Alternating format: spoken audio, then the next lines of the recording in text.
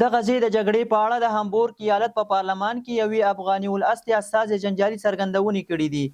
زهرا مجددي چې د هامبورګ ایالت په پارلمان کې د زرغون ګوند افغان استازي ده، د سه شنبې په ورځ د غزې په تړانګه کې د ویجاړونکې جګړې په اړه د خپلو څرګندونو په اړه د اختلاف لامل شوه.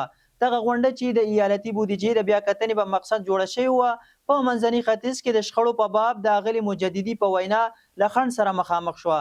د سی ډي یو او ای اف ډي ګوندونو استازو پر دغو څرګندونو سخت اعتراض وکړ او هغه یې تعصبي وبلله. د ای اف ډي استازي کریسټوف والزاک ټینګار وکړ چې نښتې د حماس لخوا پیل شوي نه د اسرائیل. ډومینیک لورینزین د زرغون ګوند شریک مشر دا روښانه کړه چې دغه څرګندونې د ګوند رسمي موقف استازیتوب نه کوي.